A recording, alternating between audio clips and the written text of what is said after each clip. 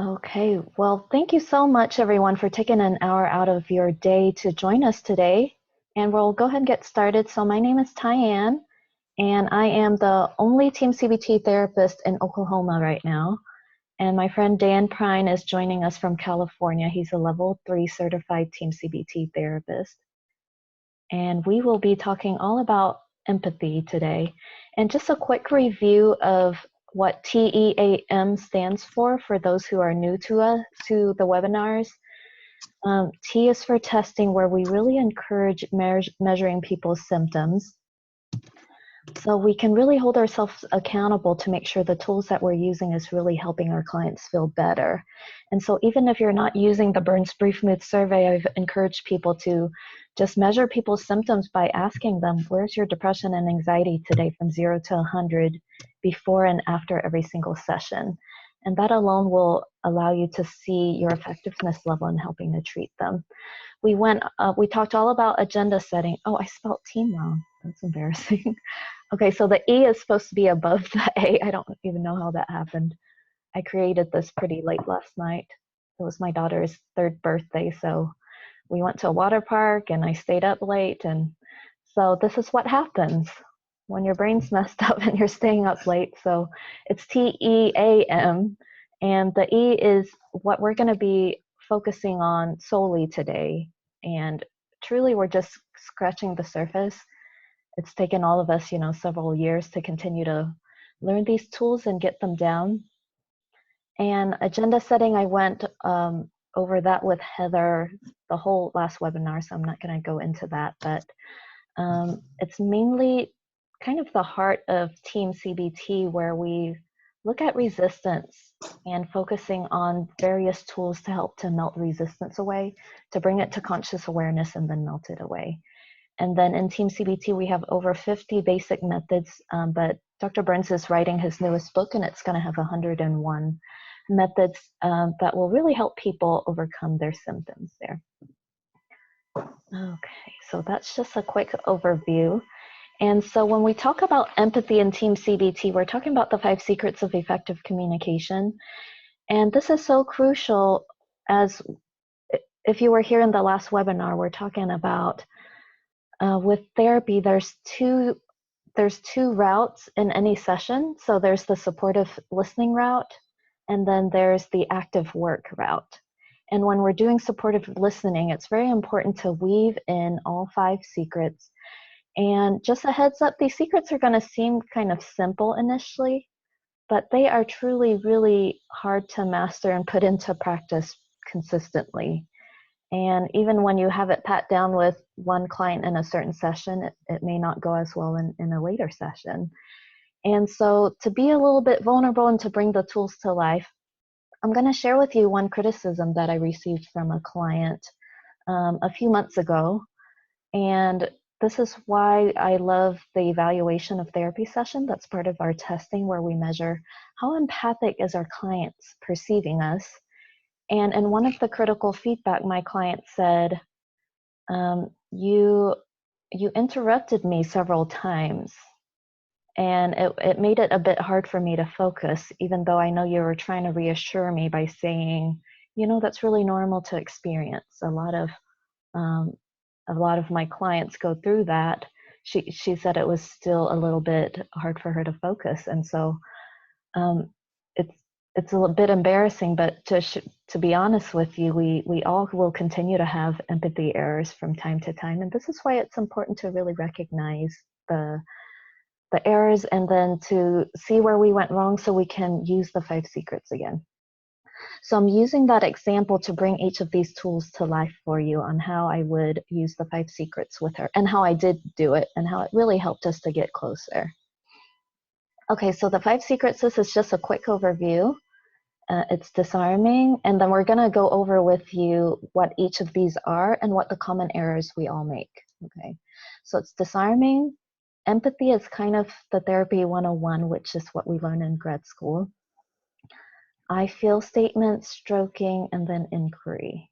Okay, so now we're going to go into disarm. And disarming is truly finding truth in what they're saying. So how I disarmed my client the next session when I met with her was, and expressing it in a genuine way.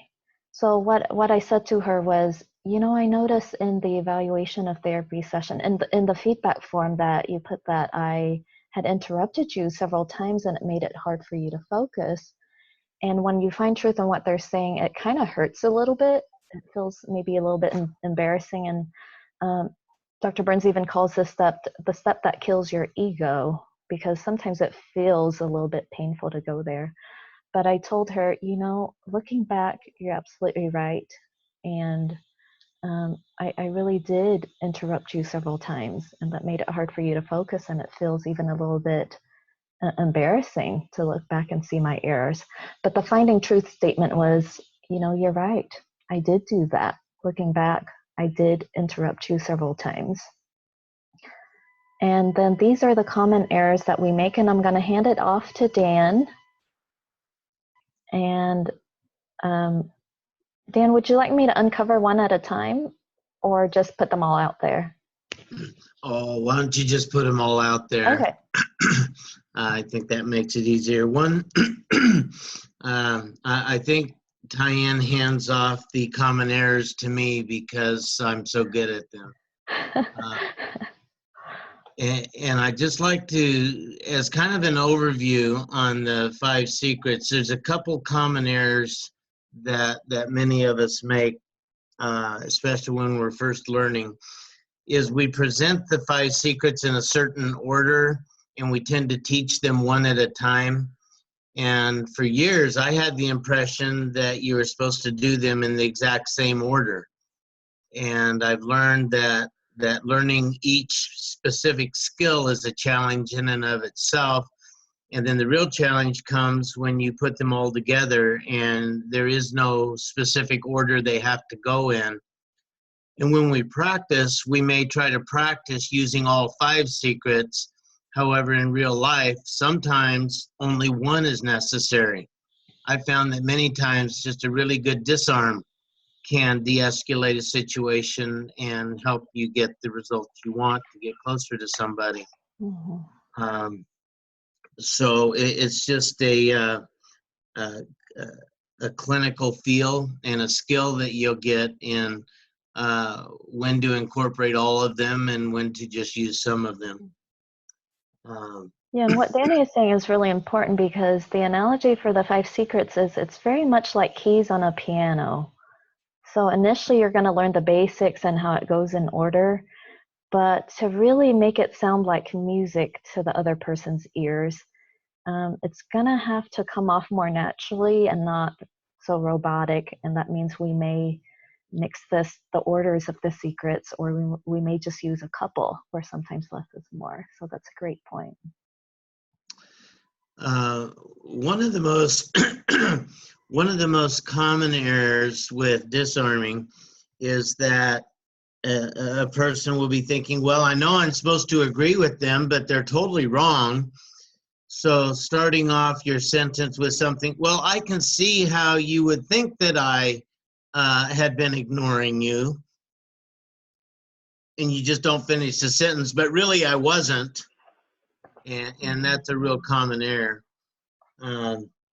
Yesterday, I had somebody tell me that they had been hesitant to give me feedback because they'd done it in the past and I had given them the silent treatment. Well, the first thing that went through my head is I've never given him the silent treatment, but I was in 5 secrets mode, and I said, okay, there have been a lot of periods of time where I've gone a long time without touching base with you.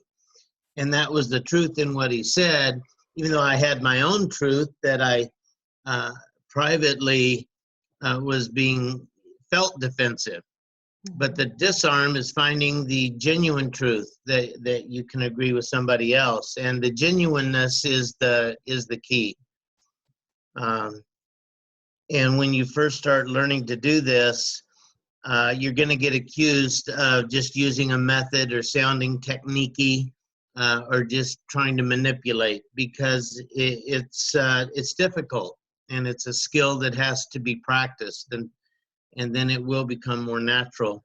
And then you will learn that there always is a truth in what somebody else says. One of the errors in not seeing it is, for one thing, sometimes it can be real hard to see. And when somebody says, you're just a total jerk, well, if you just say, you're right, I'm a total jerk, they're going to know that you're just placating them. And so sometimes the truth isn't in the words, it's in the atmosphere, in the rapport, in those situations. So, it's obvious that, I really offended you.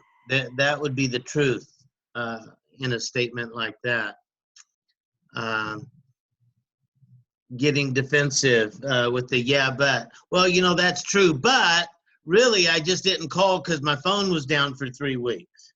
That would be true, but also defensive and not going to help you get closer to the person. And then the other error that many of us will make in the empathy stage of the treatment is that's when we want to connect with the client, not try to fix them or help them.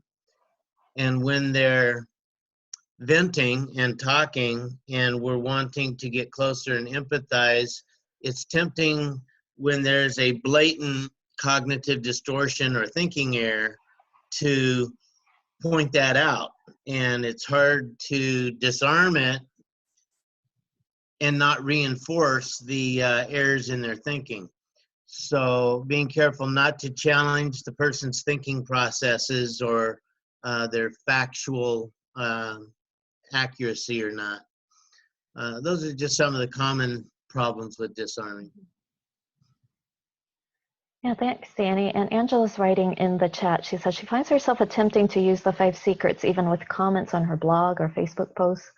Sometimes it's hard because of limited data, but it truly requires your own self-reflection, especially with self-defense, as Dan is talking about right now, because it is so easy to automatically want to go to defend ourselves, isn't it? Especially when a client is saying something that feels really unfair or unreasonable, or just something that just sounds off.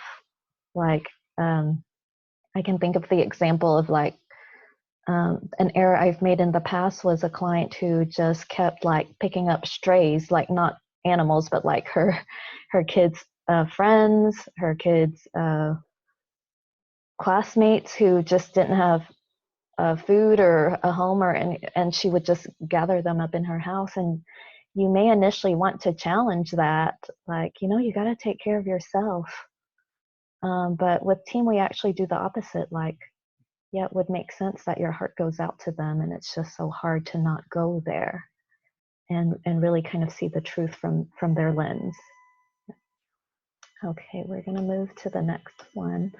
So the next secret, the first secret is disarming. It is truly the most powerful tool, but the hardest to really get pat down. The second is empathy, and I'm breaking it down into 2 parts. As you saw in the initial slide, there's feeling empathy and then there's thought empathy. So what you do with feeling empathy is you really want to explore their feelings in a tentative manner. And then that's common error. So with my client who said, you're interrupting me, how I explored her feelings was in a tentative manner. You don't want to say like, I know, or that must be, like those definite statements.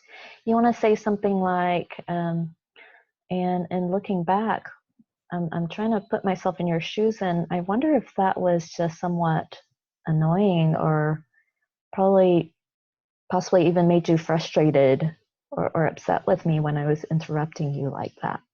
So that would be the feeling empathy, really using those feeling words to explore. That must have been upsetting, frustrating, made you frustrated with me, understandably so. So a bit disarming there as well. Okay, and then handing it off for the common errors again, Danny. Oops. Okay, well, Tyann alluded, I think, to the major error with the feeling empathy. Well, I can understand that you feel angry or sad or disappointed or versus the tentative questioning style of, I can imagine you might be feeling upset, defensive, happy. I can see that you're tearful. I can see that your eyes are watering up. I'm wondering if you're feeling, really sad or maybe even a little upset right now. Versus I can understand how you're feeling so upset, or and telling them how they feel. Especially if you're working with a criticism or in a conflictual environment. When you tell somebody how they feel, you're giving them ammunition to attack you. So staying in the more open hands questioning mode gives them an opportunity to say, you really get me, or no, really, it's XYZ. And it really leaves the door open for them to vent and feel understood. So the telling them how they feel, by assuming is probably one of the biggest errors with feeling empathy. Did you want to go over thought empathy? Did you want to hit on the other pieces, or you want me to go there? Like not using their feeling words where you're just I'm their sorry. thoughts, and Yeah. then not acknowledging their anger too is one of the biggest errors that therapists make, because we're kind of conflict phobic, and it's kind of intimidating and scary to acknowledge anger. Did you want to add anything else to Yeah, that? I had I was looking at my notes from last night, not the screen where we'd broken them down differently. The other errors with feeling empathy, many times, well, I can see how you'd feel that I wasn't really listening good and that I interrupted too many times. There's no feeling words in there. Feeling words are typically one word, sometimes two. Pissed off would be two words. But typically when you're doing feeling empathy, you want to use a feeling word, not I think you might be feeling followed by a sentence. That turns it into a thought, not a feeling. And then as Tyann mentioned, um, sometimes with feeling empathy, many of us are okay with, so it sounds like you might be feeling angry or this or that, until it comes to what's going on between us and the client, and inquiring if or doing the feeling empathy to see if the client is angry with us. Then the hardest part for most of us is to acknowledge to the client that we're angry with them in a caring, respectful way that ends up drawing us closer rather than further. And that's what David Burns is famous for saying: no therapist in, all of, the universe ever has been able to tell any client they were mad at them. It's an exaggeration to make the point that it is important to be open with our interaction and the feelings we have with the client. And then we start getting into a boundary issue there where, well, many of us are taught in school, the blank slate, and that, our feelings and our thoughts aren't what's important in the session. You might want to say a little more about that, Tyann, about the boundary with the I feels and when you've crossed the line and when you haven't. Mm-hmm. Maybe we'll get there when we do the I feel slide, Danny. Would that be all right? Oh, I slipped from feeling empathy to I feel, didn't I? Okay. Yeah, because you're talking about just acknowledging their anger, and then our anger are two kind of the hardest barriers there. Yep. Okay. But yeah, the paradox is when you fail to acknowledge their anger, that's when it'll increase and it'll continue to be thrown at you. But when you finally just acknowledge their anger in a warm, accepting way and own up to your part on what has created that, and not blame them on they're just an angry person, but truly see your part, it's very powerful in drawing you closer to that person. Part two of empathy is thought empathy. So for me, like initially learning the empathy tools, it's like, I've been doing this for 7 years. I got empathy down. And then I didn't realize that, oh, I really didn't have it down. I sucked more than I thought with the empathy when I looked at what's expected for us to do to really get thought empathy down is to really take notes and then reflect some of their exact words and phrases while still paraphrasing. And so with TEAM-CBT, we really take notes with every single client in every single session. So we can really capture some of the really important words that they've used that's kind of unique. And then when you reflect those words back to them, they then just feel really heard and understood by you. So sometimes I'll even have clients who say, you know, I've never had a therapist who quite listened the way you did. And I really think it's thanks to taking notes and doing empathy in this way and using their exact words at times. And nothing special about me, where it's something that we can all learn and get down there. And then these are the common errors of thought empathy here. Oh, and so with my client, you know, just using her exact words was, she said, you interrupted me. It was hard for me to focus at times, or, you know, when that happened. And so during my disarming, I also used some thought empathy. As you see, you're right. I really did interrupt you several times. And, you know, I would throw in some I feel statements there too.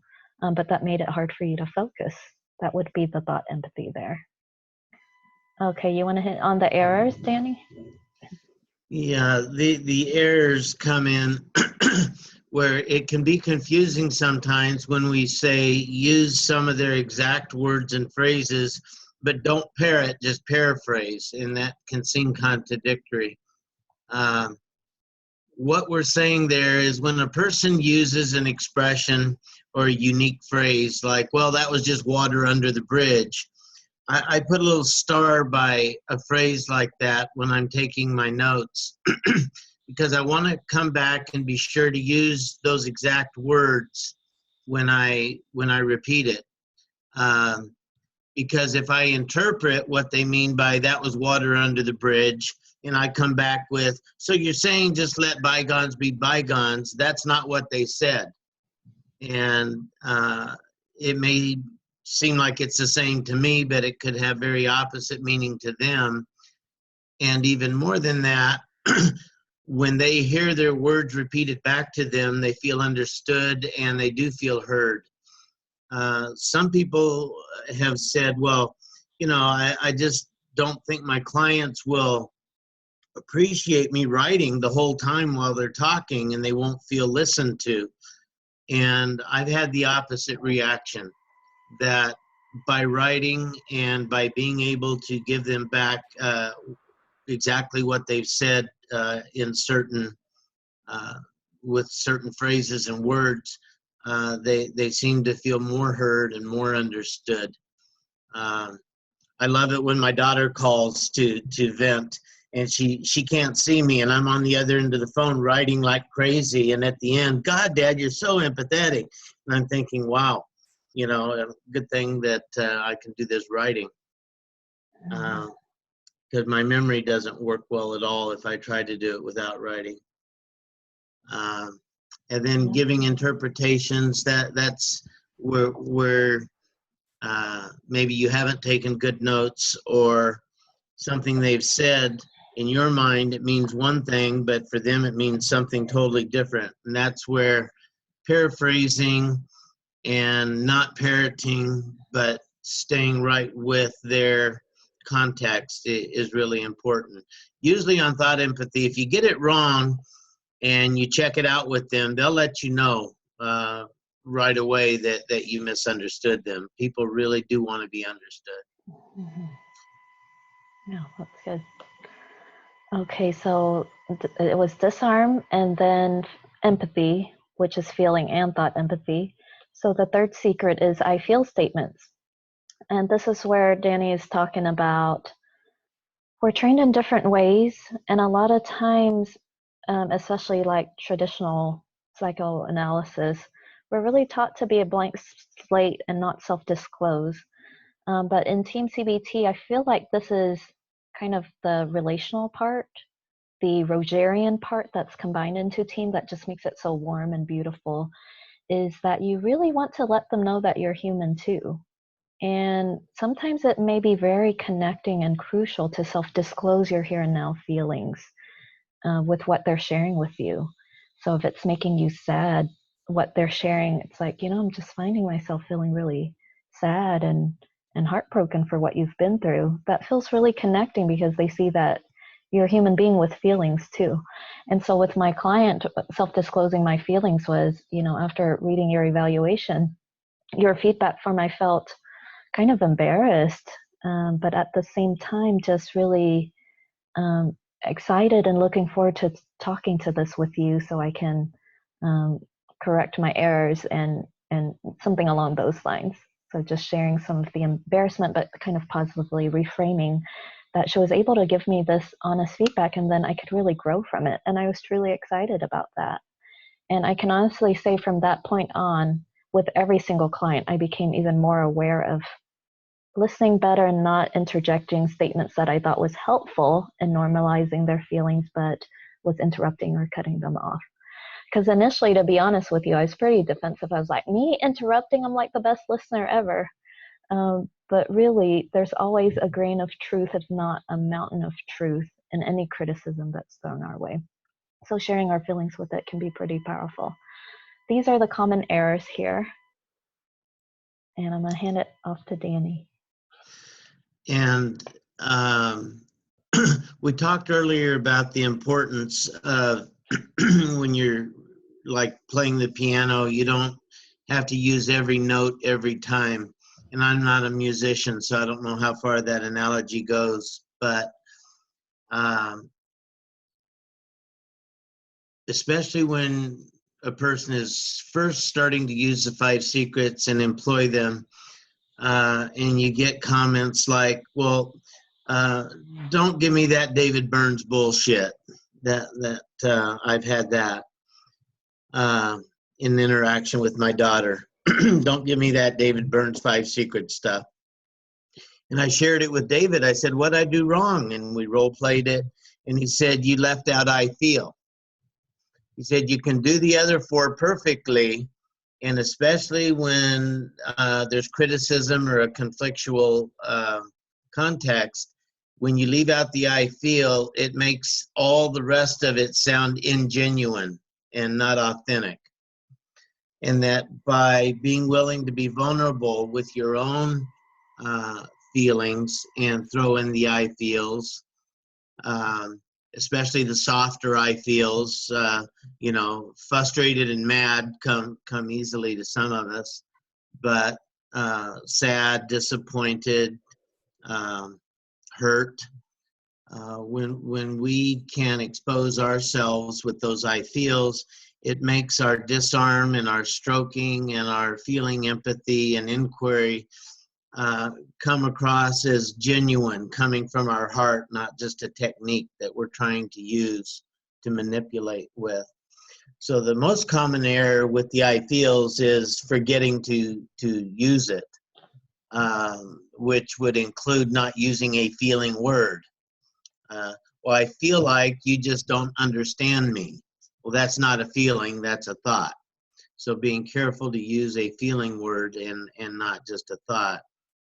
And then we are in a professional relationship, and there is a line that we can cross. If I'm really, really upset with a patient, I probably wouldn't say, I'm really angry with you right now. I would probably tone it back. I'm feeling a bit annoyed right now. And the context of the relationship will dictate how intense you want to express any particular feeling. The last one, using I feel to blame, attack, or criticize.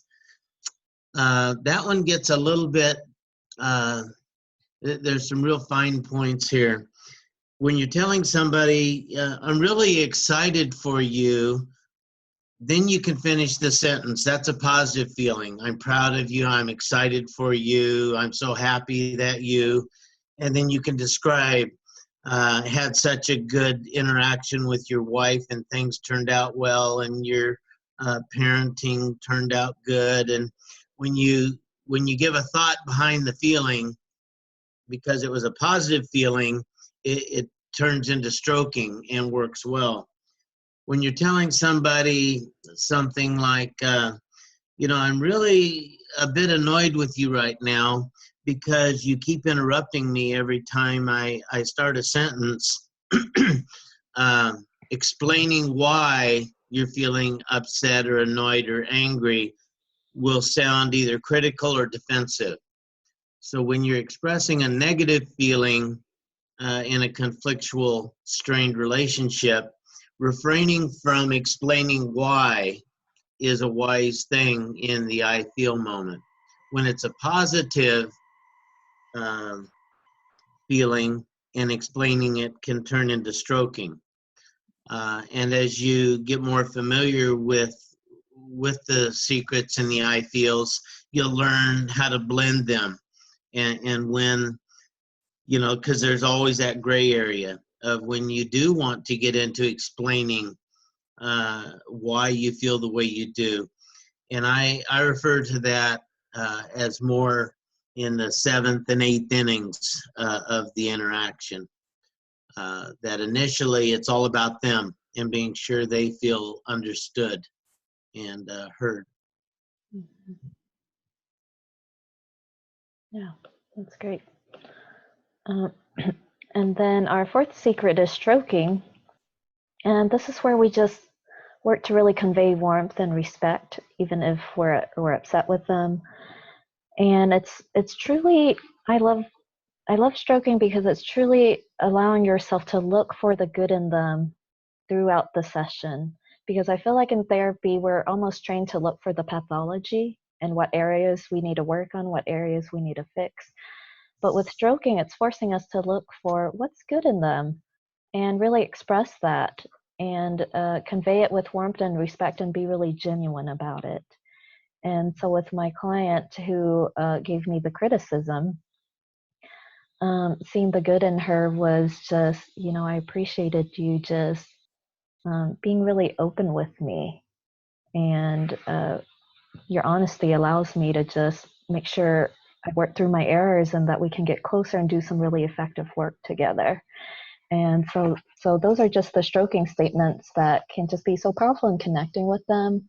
Or, you see them as a really dedicated mom. You see them as just some really positive thing that's flattering.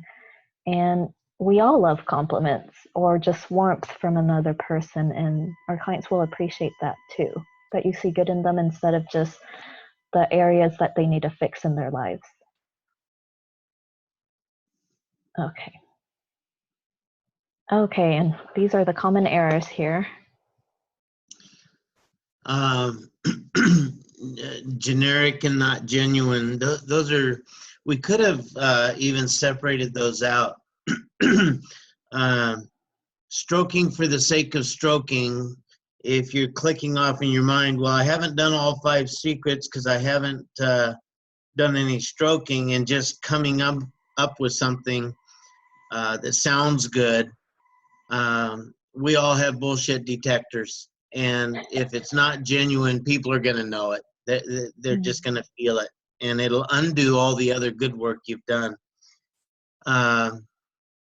Being specific versus generic is really crucial in stroking. I can see you're a really dedicated mom versus, you told me how, you got up at 4:00 in the morning to get your daughter's clothes pressed and ready for the recital that day, and how you went by and you picked up her friend, and those are really admirable qualities that I see in how you treat your daughter. Being very specific with your feedback versus, you did a really good job with your husband last week, versus being specific about what it is that you remember they did. And that makes it real. Then it doesn't sound like a platitude, like you're just saying the same thing to everybody. It takes the techniquiness out of the stroking world. The other thing, overdoing it. Many times when somebody's nervous and they really can't think of.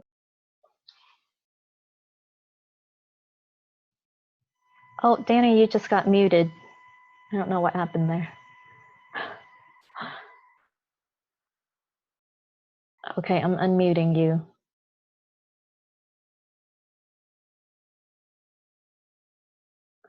I don't know what's going on. I can't unmute you for some reason. Are you able to unmute yourself? I'll try. Okay, there you go. There. Okay, I'm sorry. I have a new computer and I don't know what I'm touching and what's. I'll learn. Anyway, where did I get cut off, Tanya? You just got into overdoing it. When Oh, you're just the laying it on overkill. thick on someone. Okay. Yeah, if you just keep lavishing praise and go on and on and on, it starts losing its power and validity. So focusing on one or two specific behaviors and showing your care and respect that way. Also, stroking doesn't have to be a concrete, measurable compliment per se. Stroking can simply be eye contact, body language, in a caring, loving manner that you're bringing to the conversation. Just because somebody doesn't give an overt compliment or specific instance of a positive behavior or attribute doesn't mean they haven't done any stroking. When you can convey that caring and warmth through body language, eye contact, tone of voice, that also serves in the stroking world. Mm-hmm. Yeah, that's great. And I love Danny's point on the power in stroking is specificity. The more specific, the more powerful it is. Okay, and then inquiry. I feel like this is also part of what we've been trained in Therapy 101 is just those open-ended prompting questions. But the point is we want to explore more of their thoughts and feelings so they can really feel heard and understood. And it's there to convey that even though there may be some things that are hard to hear, especially a criticism towards us, we genuinely want to hear more. And this is really hard because if they're throwing a criticism at us, just think a spouse or a partner, you really don't want to hear more at that time. You really want it to just end. But this is the power of inquiry, where if you do convey that, even though this is really hard to hear, I want to create a space where you can have a voice, or I want you to be able to express more, then it just shows a lot of caring and gives them a safe place to continue to share there. Okay. Oh, and so with my client, the inquiry was, just like, what was that? Like, I could imagine you were feeling kind of annoyed and frustrated with me. And then the inquiry was like, was that how it was feeling for you? What was that like for you when that was going on? So even though it was hard to hear the following content, it's just asking that open-ended question. And she was actually just so appreciative that I even processed that with her, and then just became kind of praising instead of attacking more. Okay. And then these are the common errors here. Oh, sorry, Danny. Yeah, some of the most common error, I think, with inquiry is when we go into problem solving mode with our questions. Our questions are designed to deal with the issue versus to get closer to the person. The 5 secrets of effective communication are designed to help us get closer to the person in the moment.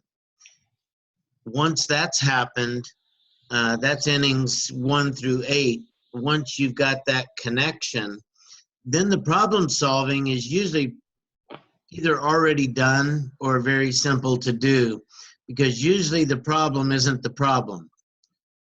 What color car we should buy isn't generally the problem. And once the power struggle is gone and the two people feel connected, usually you can progress and go forward. So when we introduce our inquiry and it's toward solving the problem or the future, then we're avoiding and getting away from what may be happening in the moment. And the thought and feeling empathy are designed to help us get closer, and the inquiry is to find out if it's working. You know, as Tyann just now said, she did the feeling empathy, and then she followed up with, am I on track with you there? Is that what's going on for you? And you win either way. If they say yes, then you're connecting and you're doing a good job of understanding. If they say no, then they get to correct anything you may have misunderstood, but then they also have the opportunity to explicitly express what they were thinking or feeling. So one of the biggest problems with inquiry is getting out of the moment. The purpose of inquiry is to inquire how you're doing in that moment to be connected with the person that you're interacting with. The other thing that happens with inquiry, and I see it all the time with team trainings, is we're wanting so hard to do good thought empathy and fit all 5 secrets in that we go on and on and on and on and on, and we don't pause, we don't stop and inquire as we're going through the secrets and allow the other person to respond. And for training purposes, I think it must just be unavoidable, because some of my, you know, some of the masters that I admire most, I see doing this. But in real life, I think we have to be real conscious that we do need to stop and allow the other person to respond for several reasons. One of the biggest ones, if we just keep going on and on without inquiring, we don't know if we've taken a wrong track and the other person has just shut us off. They've just checked out because we were saying something they didn't really feel or think. And inquiry is it's the last technique we've gone over, because almost any good 5 secret response will end with inquiry. Something to the effect, am I understanding you? Do you feel like I get your feelings? Is there more that you'd like to tell me about what's going on between us right now? That's almost a generic inquiry that you can do at the end of any 5 secret response. Yeah, that's great, Danny. We got about 10 minutes left, and I was going to do a quick review because I want to make time for the demo. And so these are the 5 secrets again. I was going to have you guys type it into the chat, but I see we don't quite have time for that. But you want to disarm and find truth, because initially you'll see a grain of truth in what they're saying, but there will actually be a mountain of truth in any criticism that's thrown our way. And then empathize with them, share your feelings, and stroking is just conveying warmth and respect. And then the inquiry with the open-ended questions here. So I want to take a moment to see, and you guys can type it in the chat or just open your mic. And if a client tells you, I'm feeling worse after coming to you, and I've paid you a lot of money, how would you first disarm them?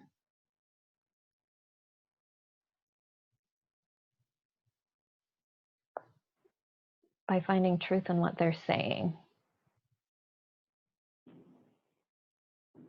And maybe if people Could you repeat the question? I was unmuting it and I didn't hear it. Okay, can I hear who's speaking? Julie Gaglione. Hi, Julie. So if the client tells you, I'm feeling worse after coming to see you, and I've paid you a lot of money. And the point in using the 5 secrets with a criticism is if you can skillfully use the 5 secrets with a criticism, you can use the 5 secrets throughout the supportive listening session with anything. Okay. So the client's telling you, I'm feeling worse after coming to see you, and I've paid you a lot of money. How would you disarm them? Try to understand their point of view. Maybe understand their expectations. Mm-hmm. I think in mindfulness, they talk a lot about kind of taking a third person point of view when someone is angry, and saying that a lot of times it's not directed at you, but necessarily, but maybe some kind of transference. Mm-hmm. Do you want us to model it, like role play it, or? I was going to do that with Danny, but just trying to get people to really think, if this were to happen to you, how would you really respond to them? Because the 5 secrets will seem easy, but then when there's a real life criticism, we kind of get stuck in that. And so Julie is saying, just really get into their perspective and then kind of ask what are their expectations, or try to understand that. So with disarming, we actually want to hold off just a little bit on exploring more of expectations and really just hear their truth in that moment. So Kara has in the chat, she would say something like, you're right, this does cost a lot of money. Jeremy would say, you're right, you've paid so much money to see me, and you're getting worse. I like that piece, Jeremy, because you're also adding that, and you're getting worse, or you're feeling worse.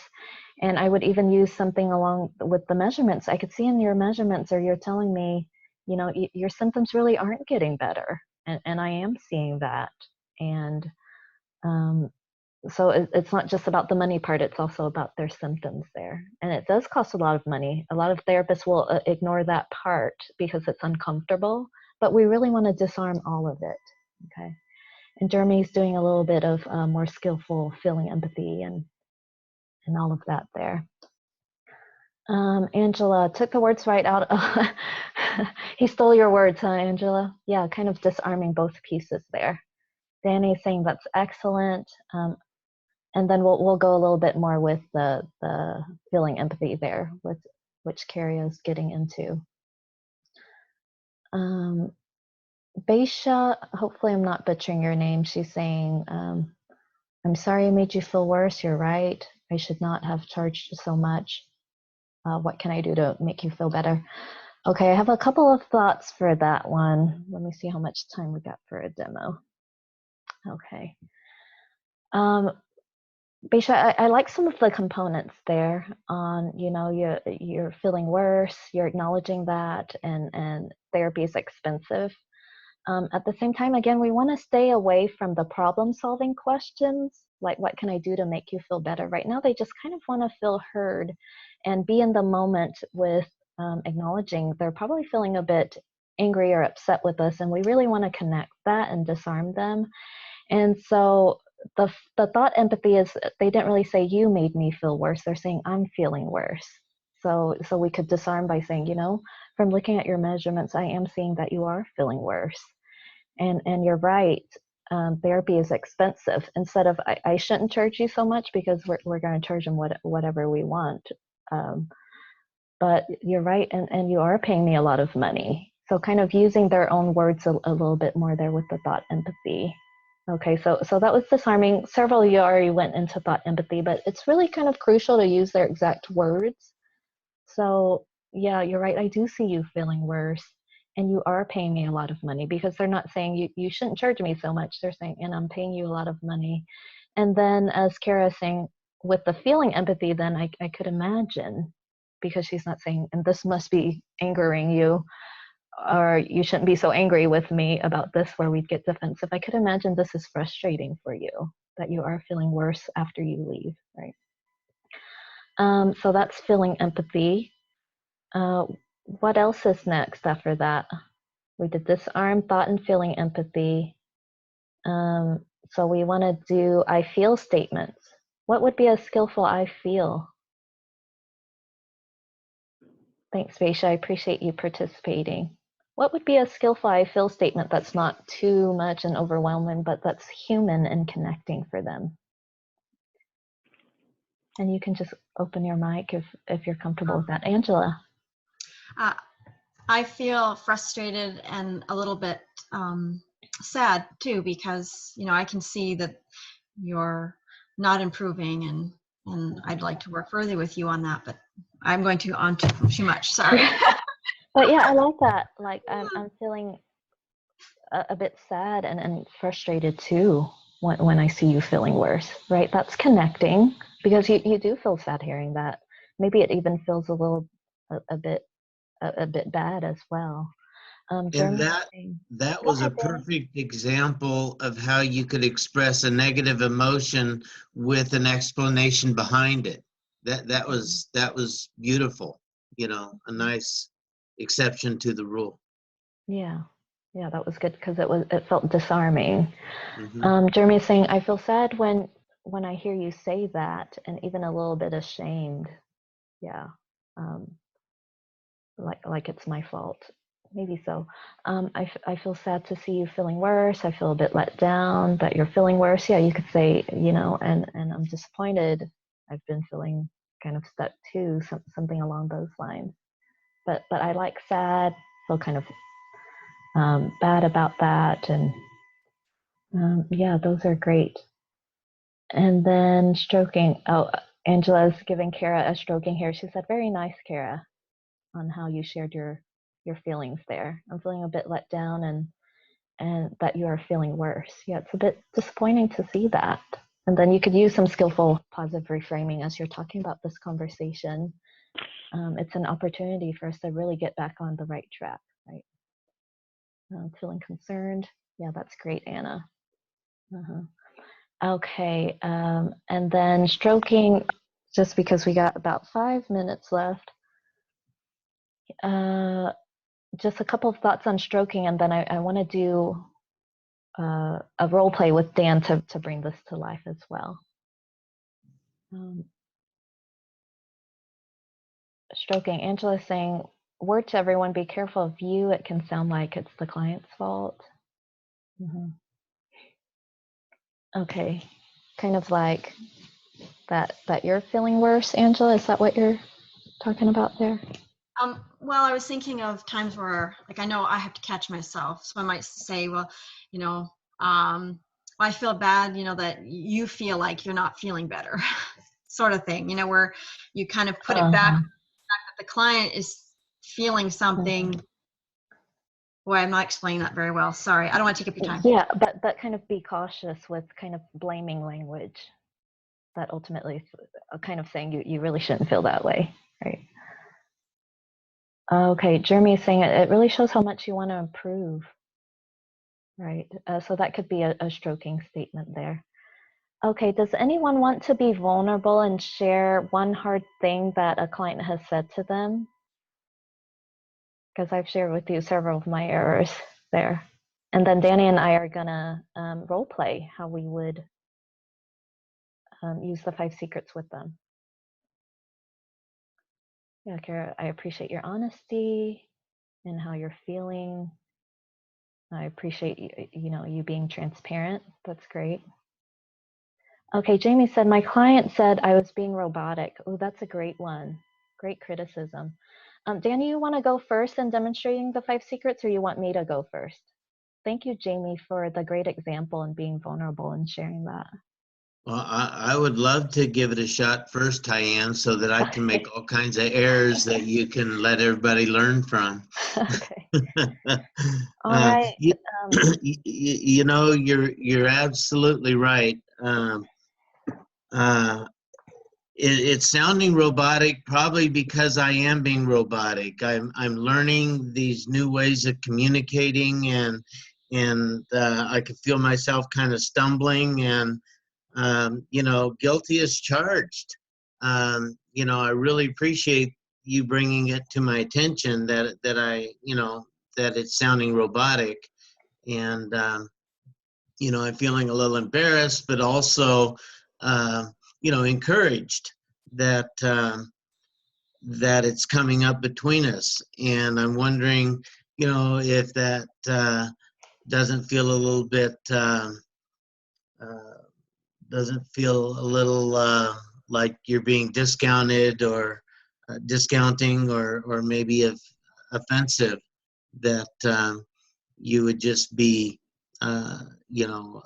treated robotically. Mm-hmm. I don't know if I'm on track or if maybe I'm way off base. Maybe you're even a little bit, annoyed or angry with me right now. I'm glad we're having this conversation. I was thinking about bringing it up myself. I'm really glad that you brought it into the open. Mm-hmm. Could you tell me a Okay. little more about, what's going on between us? If I'm getting you, how you're feeling? What grade would you give yourself there, Danny? I felt like I was stumbling a little bit. I think it was a solid B or a B plus. Yeah, I'd never give it a B plus. I really like you hit on all the components and initially saying, you're right. I am coming off robotic. Actually using their words robotic, I think is going to be really crucial for that thought empathy than any other words. And additionally disarming, I am learning these tools and I can catch myself not something along the lines of not coming off as naturally as I'd like. And what's powerful on when you said, and it feels a bit embarrassing to hear that, is the moment you do an I feel statement, the moment they no longer believe their criticism of you, I think. When you disarm and then use that I feel statement, because then you're no longer robotic. You're a human being with emotions. I feel kind of embarrassed about that. Your stroking was, I appreciate you bringing that up. I feel encouraged that we're talking about this so we can get on the right track. And kind of tell me more, am I hearing you right? So I think the feeling empathy could have been improved on the, are you feeling discounted or offended? Maybe so, but it sounds like more so like just probably disconnected right now. And they're just wanting to connect with you more when they give you a criticism like, uh, you're coming off robotic. But overall, I thought it would have been very disarming and human to hear you say that. And I wouldn't have believed it anymore that you were robotic there. You have any other thoughts on that, Dan, before I wrap up with my on-the-spot attempt? Feel a little bit Okay. nervous as well. So what I think I heard you say is that more skillful feeling empathy would have moved it up to an A. And that's where I felt myself fumbling a Yeah. little bit. So, Mm-hmm. Nice disarming right now. You see how humble Dan comes off? And it's just so connecting because disarming is very humbling and just very likable when we see that, especially when given feedback or criticism. So yeah, something along the lines of, as I'm hearing you say that, I am catching myself coming off a bit robotic with you as I'm learning some of these new skills. And so that's the disarm. And I'm wondering if that's just been feeling pretty disconnecting for you when your therapist is being robotic instead of maybe more warm or human. And my I feel statement, and I find myself feeling a bit sad and embarrassed to see that I have been coming off more robotic to you. And the stroking would be because it really matters to me to connect with you in a deep way, and that you feel a human connection between us and warmth from me. And I wouldn't do as many ands either, but feel kind of on the spot right now too. And inquiry would be like, am I hearing you right? That it's been kind of disconnecting, and what is it like to hear my response, or how is this feeling like for you discussing this? Something along those lines. Other last thoughts or feedback there? Questions before we go into the next slides? well, I think these webinars need to be 2 hours, Tyann. I know an Because hour doesn't feel long enough, right? Usually we're pretty on time, but I guess there was just a lot of meat to this here. You didn't factor in the Danny component.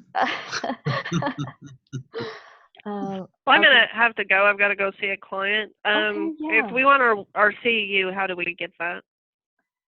If you want to see you, I'm going to send out an email with a feedback form, and once you complete the feedback form, I'll send you the CEU.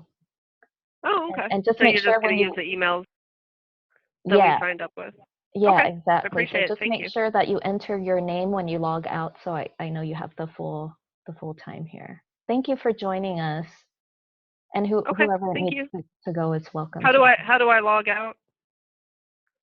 There should be a button that just says leave meeting there. Well, I'm on the phone. Oh, I okay. never logged in. You should be able to just hang up then, I think. Okay. I Yeah. appreciate it. Thank Okay. you. Thank you so much. Appreciate you being Bye-bye. here. So Danny and I are doing a boot camp training. There are initially all 6 spots filled up, but then 2 of them weren't able to make it. And so we're reopening those slots for whoever wants to join us. It is for 6 CEUs. It's $129 and you can sign up here. It also counts towards your TEAM-CBT certification. So if you're interested in level 1 certification, you just need 12 certification units, and this will count towards half. Every webinar is also for 1 CEU there. Okay. And I think the feedback I've gotten, Tyann, people are really excited about the boot camp because we're limiting it to 6 people. There'll be lots of time for role play practice. So if you're a little bit nervous about role plays, this is the boot camp for you. Right, and we wanted to just limit it to 6, so there's just a lot of personal attention for practice, feedback, and that's really the best way to learn TEAM, is to just dive in and practice it. It's anxiety provoking, but it's really powerful in helping quick growth and effectiveness as a therapist there. You know about my Facebook group that you can join to ask questions. I also do one-on-one training, but really to learn more of the 5 secrets, I highly recommend the book Feeling Good Together. I think it's one of David's best works there, in addition to When Panic Attacks. And then the Feeling Good podcast, episodes 65 to 70, will dive more into the 5 secrets and how to skillfully use it with your clients. So I know we're over time. I really want to honor your time there. And so if you need to head out, go ahead and do that. But remember to put your name in the chat when you wrap up. And any other thoughts or questions, please type it in and I'll be able to be here for a few more minutes as well. Jeremy says, signing out, thanks for a great webinar. Thanks, Jeremy. I knew I just liked you so much. And now that you're praising the webinar, I like you even more.